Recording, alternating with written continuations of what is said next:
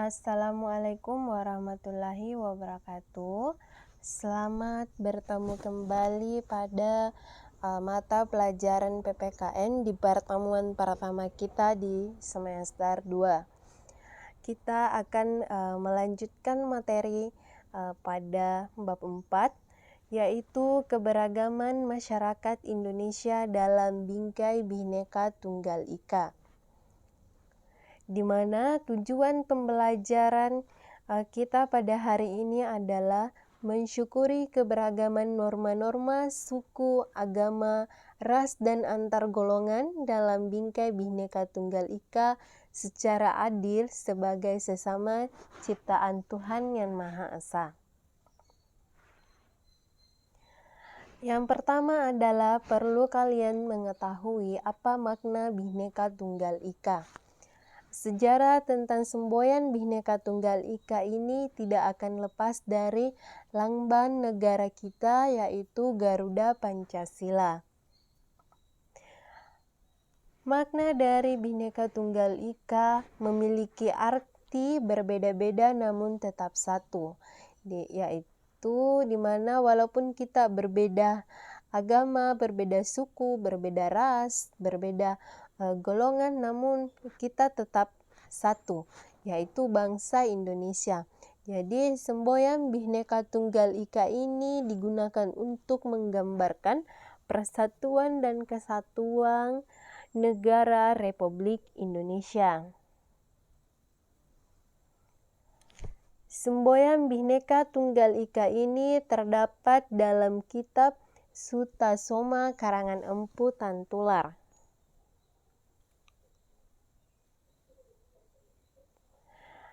Selanjutnya adalah keberagaman dalam masyarakat Indonesia. Indonesia adalah negara kepulauan yang memiliki sekitar 17.508 pulau dengan luas wilayah mencapai 5.193 juta kilometer dengan jumlah penduduk kurang lebih 228 juta jiwa serta 34 provinsi yang tersebar dari penjuru dari Sabang sampai Merauke. Selanjutnya adalah faktor penyebab keberagaman masyarakat Indonesia. Yang pertama itu adalah letak strategis Indonesia, yang kedua adalah kondisi negara kepulauan, yang ketiga adalah kondisi alam, dan yang keempat adalah keadaan transportasi dan komunikasi. Yang pertama itu adalah letak strategis wilayah Indonesia. Indonesia yaitu diapit oleh dua samudra, yaitu Samudra Hindia dan Samudra Pasifik, serta dua benua, yaitu benua Asia dan benua Australia, yang mengakibatkan wilayah kita ini menjadi jalur perdagangan internasional. Namun, lintas perdagangan tidak hanya membawa komoditas dagang, namun juga berpengaruh terhadap kebudayaan mereka terhadap budaya Indonesia. Kedatangan bangsa asing yang berbeda ras kemudian menetap di Indonesia mengakibatkan kemajemukan ras, agama, dan bahasa. Selanjutnya adalah kondisi negara kepulauan. Negara Indonesia terdiri dari beribu-ribu pulau dan berpisah-pisah. Keadaan ini yang menghambat hubungan masyarakat dari pulau yang berbeda-beda. Setiap masyarakat di kepulauan mengembangkan budaya mereka masing-masing sesuai dengan tingkat kemajemukan dan lingkungan masing-masing. Hal ini yang mengakibatkan suku bangsa, bahasa, budaya, serta peranan laki-laki dan perempuan itu berbeda dalam wilayah tersebut. Selanjutnya adalah perbedaan kondisi alam. Kondisi alam yang berbeda seperti daerah pantai, pegunungan, daerah subur, padang rumput, dataran rendah, rawa, dan laut mengakibatkan perbedaan masyarakat. Juga kondisi kekayaan alam, tanaman yang dapat tumbuh, hewan yang hidup di sekitarnya. Masyarakat di daerah pantai berbeda dengan masyarakat pegunungan tentunya, seperti perbedaan bentuk rumah, mata pencaharian, makanan pokok, pakaian, kesenian, bahkan kepercayaan. Mungkin kalau di daerah pantai itu rata-rata atau sebagian besar masyarakatnya adalah nelayan, sedangkan di pegunungan itu sebagian masyarakatnya mencari nafkah dengan bertani. Begitu pula dengan kesenian, kepercayaan mereka berbeda-beda. Dan yang terakhir adalah keadaan transportasi dan komunikasi. Kemajuan sarana transportasi dan komunikasi juga mempengaruhi perbedaan masyarakat Indonesia. Kemudahan sarana ini membawa masyarakat mudah berhubungan dengan masyarakat yang lain, meskipun jarak dari kondisi alam yang sangat sulit. Contohnya saja dari Pulau Sulawesi, kita dari Sulawesi Selatan mau ke Jawa ada pesawat yang kita tumpangi.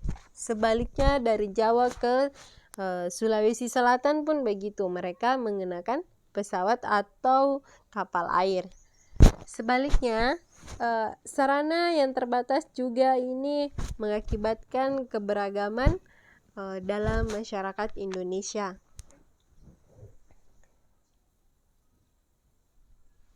Oke. Selanjutnya adalah menurut beberapa ahli, Indonesia itu memiliki 300 suku bangsa yang mendiami wilayah Indonesia. Ada pula yang berpendapat bahwa Indonesia memiliki sekitar 316 suku bangsa. Kemudian ada juga yang berpendapat, ini menurut M. Ajaspan, berpendapat bahwa Indonesia terdiri atas 366 suku bangsa yang ada di seluruh pulau Indonesia. Di dalam kebudayaan ini terdapat unsur-unsur yang universal seperti sistem mata pencaharian, sistem teknologi, bahasa, kesenian, sistem pengetahuan, dan religi yang berbeda-beda.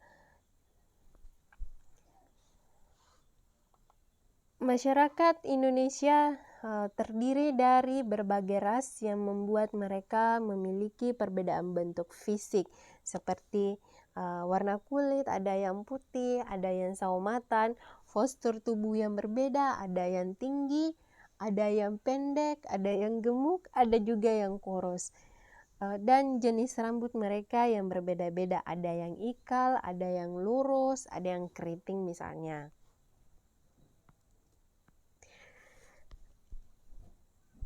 Keberagaman suku-suku bangsa sering juga disebut sebagai etnik.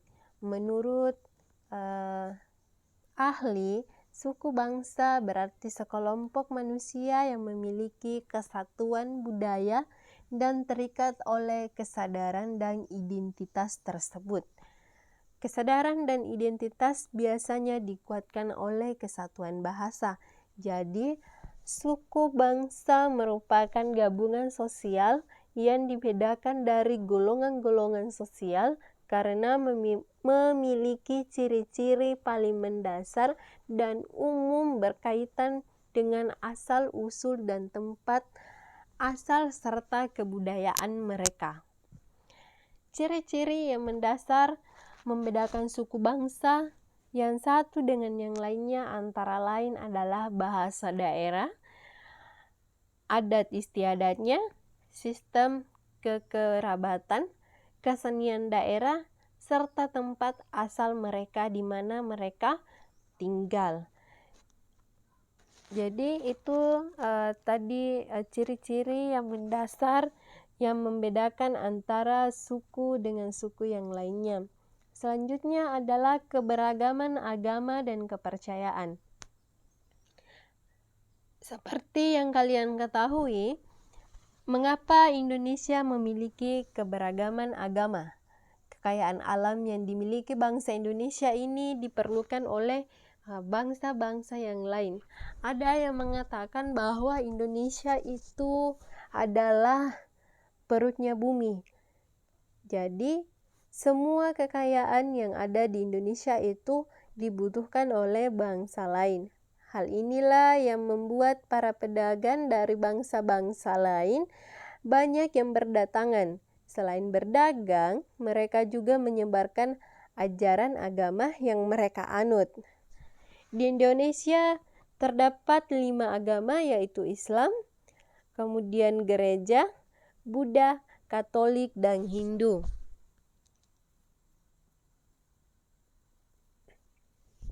Selanjutnya adalah keberagaman ras. Masyarakat Indonesia memiliki keberagaman ras. Hal ini disebabkan oleh kedatangan bangsa asing ke wilayah Indonesia. Sejarah penyebaran ras di dunia serta letak kondisi geografis yang mempengaruhi ras yang ada dalam masyarakat Indonesia antara lain adalah Malayan Mongoloid yang ada di Pulau Sumatera, Jawa, Bali, Nusa Tenggara Barat, Kalimantan, serta Sulawesi. Kedua adalah ras Melanesoid yang mendiami daerah Papua, Maluku, dan Nusa Tenggara Timur. Serta yang ketiga adalah ras Asiatik Mongoloid seperti orang Tionghoa, Jepang, dan Korea. Selanjutnya adalah keberagaman antar golongan. Sebagai negara yang memiliki keberagaman antar golongan, adanya penggolongan dalam kehidupan masyarakat di Indonesia merupakan suatu kewajaran. Namun, keberadaan golongan-golongan dalam masyarakat ini dapat menyebabkan terjadinya konflik. Hal ini dapat muncul apabila perasaan etnosentrisme yang menganggap hanya kelompok atau golongan saja yang paling baik dan sempurna, serta golongan yang lainnya ini dianggap banyak memiliki kekurangan. Keberagaman antar golongan tidak boleh menyebabkan terjadinya perselisihan dan perpecahan di masyarakat. Adanya keberagaman antar golongan harus menjadi kesadaran setiap warga negara akan pentingnya pergaulan demi memperkokoh persatuan dan kesatuan bangsa. Misalnya golongan kelas tinggi membantu golongan kelas rendah. Oleh karena itu, ciri golongan tidak ditonjolkan demi kepentingan nasional. Oke, itu tadi materi yang Ibu sampaikan pada pertemuan kali ini. Selanjutnya kita lihat pada slide selanjutnya ada tugas, yaitu coba kalian amati keberagaman yang ada di Indonesia dan menuliskan beberapa bagian pada tabel berikut seperti yang Ibu berikan contoh. Dikumpul paling lambat jam 5 sore. Nah, ini contohnya ada, yaitu nama Nina. Dia memiliki suku Bugis. Kemudian provinsi daerah asal itu misalnya dia dari Sulawesi Selatan. Ini bukan Bone ya, Ibu salah tulis. Kemudian dia beragama Islam. Nah, budaya yang dianut di daerah asalnya itu adalah budaya apa? Ini budaya suku Bugis yang diterapkan dalam kehidupan sehari-hari adalah budaya Mapatabe yang diucapkan sambil membukukan badan apabila kita lewat di depan seseorang. Jadi silahkan dikerjakan tugasnya, dikumpul paling lambat jam 5 sore. Silahkan dikirim pada grup WhatsApp. Sekian dan terima kasih untuk pertemuan pada hari ini. Billahi fi sabilillah fastabiqul khairat. Wassalamualaikum warahmatullahi wabarakatuh.